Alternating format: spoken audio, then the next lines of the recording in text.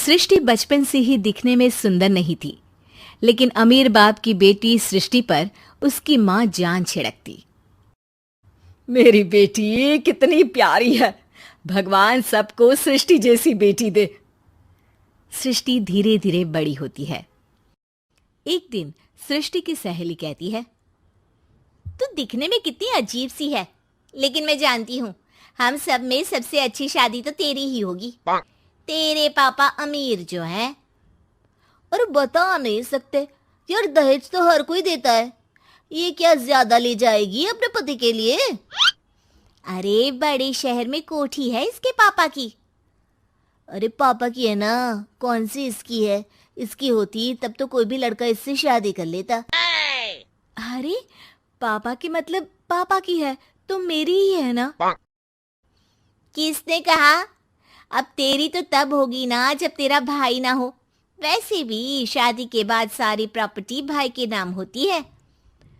सृष्टि समझ जाती है कि उसे किसी भी हालत में माँ बाप की सारी प्रॉपर्टी को अपने नाम करना है, लेकिन कैसे? एक दिन सृष्टि का भाई शीनू कहता है, बहन क्या कर रही है? तुझसे एक बात करनी है। अरे हाँ हाँ करना, मैं तो तेरी बहन हूँ। बहन मेरी लाइफ में ना एक लड़की है, बहुत अच्छी है। मैं सोच रहा हूँ माँ और पापा से बात करूँ शादी के लिए। सृष्टि को समझ में आ जाता है कि भाई की शादी होते ही भाभी उसे एक दिन भी घर में बर्दाश्त नहीं करेगी। क्या बात है भाई, बताना कौन है वो? यार वो बहुत अच्छी लड़की है, पढ़ी लिखी है, मेरे साथ जॉब भी करती है। बस एक प्रॉब्लम है। प्रॉब्लम? क्या प्रॉब्लम है भाई? यार वो शादीशुदा है, लेकिन उसके पति ने उसे सिर्फ इसलिए छोड़ दिया क्योंकि उसके माँ बाप दहेज नहीं दे पाए। सृष्टि ये सुनकर न जाने क्यों खुश हो जाती है। अरे भाई तो क्या हुआ, लड़की तुझे तो पसंद है ना? शीनू को लगता है कि बहन उसे समझ रही है। वो इस बात से अनजान होता है कि उसकी बहन की मंशा पूरा घर हड़पने की है। सृष्टि अपनी माँ से कहती है, मम्मी मुझे तो बहुत चिंता है, पता है शीनू क्या कर रहा है? अरे क्या कर रहा है, वो तो काम पर जाता है और वापस घर आता है। नहीं ना माँ, वो यही तो नहीं कर रहा, बाकी सब कर रहा है। आपको पता है उससे प्यार है, और वो भी एक शादीशुदा लड़की से। हैं? ये क्या हो गया? मैं सोसाइटी में क्या मुंह दिखाऊंगी? अरे तेरे पापा तो यही कहेंगे कि मैंने ही उसे बिगाड़ दिया है। माँ देखो, मेरी बात मानो, पापा पर भी विश्वास करने की जरूरत नहीं है। अब आप ही बताओ, पापा इतनी देर घर के बाहर रहते हैं क्यों? बोलो। अरे बेटा वो तो नौकरी करते हैं ना। तू बहुत भोली है माँ, पापा का ऑफिस तो 7 बजे खत्म हो जाता है, लेकिन देखो कितनी देर से आते हैं। अरे नहीं नहीं बेटा, ऐसी कोई बात नहीं है। सृष्टि माँ को एक औरत से बात करते पिता की फोटो दिखाती है। देखो माँ, कैसे हैं पापा? मैं ना कहती थी कि पापा सही नहीं है। मैं तेरे पापा से बात करूंगी, दे फोटो मुझे। ओ माँ, वो तो डिलीट हो गई। लेकिन चल, तूने तो देख लिया ना, पापा से बाद में बात कर लेना। और हाँ, मेरा नाम बिल्कुल मत लेना। हाँ माँ। अब क्या था, सृष्टि के माँ और पिता के बीच झगड़ा होना शुरू हो जाता है। सृष्टि के मन में क्या चल रहा था कोई नहीं जानता था। एक दिन, माँ सृष्टि के लिए एक लड़का देखा है, वो लोग शाम को उसे देखने आने वाले हैं। और हाँ माँ, एक खुशखबरी, मैं और पापा मिलकर एक नया बिजनेस ट्राई कर रहे हैं। शाम को लड़का आता है, सांवले रंग का।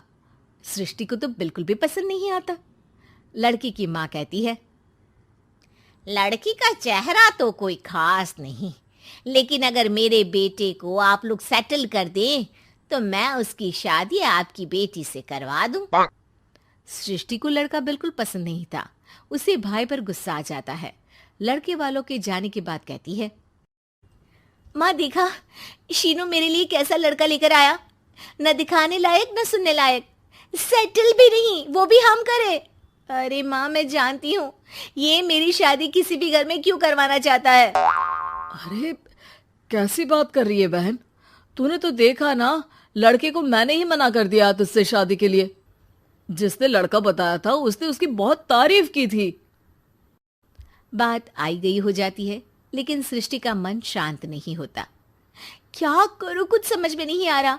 मेरी शादी हो गई तो ये लोग पूरी प्रॉपर्टी शीनू के नाम कर देंगे, मेरे हाथ तो कुछ लगेगा ही नहीं। तभी सृष्टि को आइडिया आता है। वो किसी वकील को फोन करती है। जी देखिए, अगर आपके मम्मी पापा का तलाक हो जाता है तो आपके पिता की आधी प्रॉपर्टी आपकी माँ के नाम हो जाएगी, फिर उसे वो किसी को भी दे सकती है। सृष्टि अब माँ को बेटे के खिलाफ भरती है। माँ, शीनू पर नजर रखा करो, वो जिस लड़की के प्यार में है ना वो शादीशुदा है। यहाँ आएगी, सारा पैसा रुपया जमीन जायदाद सब हड़प लेगी। पापा का भी हाल तुमसे छुपा नहीं है। ऐसा ना हो कि मैं और आप एक दिन सड़क पर भीख मांगे। हे भगवान, मैं तो जीते जी मर जाऊंगी अगर ऐसा हो गया तो। ऐसा हो गया नहीं माँ, ऐसा ही होगा। अभी समय है, आगे का सोच लो। मैं तो कहती हूँ पापा से आधी प्रॉपर्टी लेकर अलग हो जाओ। पापा की आधी प्रॉपर्टी भी हम लोगों को अगर मिल जाती है ना तो अगले 7 जन्म सफल समझो। बेचारी माँ बेटी के कहने पर पति से तलाक लेकर अलग हो जाती है।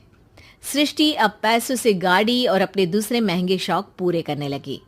उसके दोस्त भी उसके पैसे इस्तेमाल करते। सृष्टि, कल तुम कहाँ थी? मैं सारा दिन घर पर अकेली थी। तो मैं क्या करूं? मैंने ठेका तो नहीं लिया है ना तुम्हें संभालने का। माँ को सृष्टि से ये उम्मीद नहीं थी।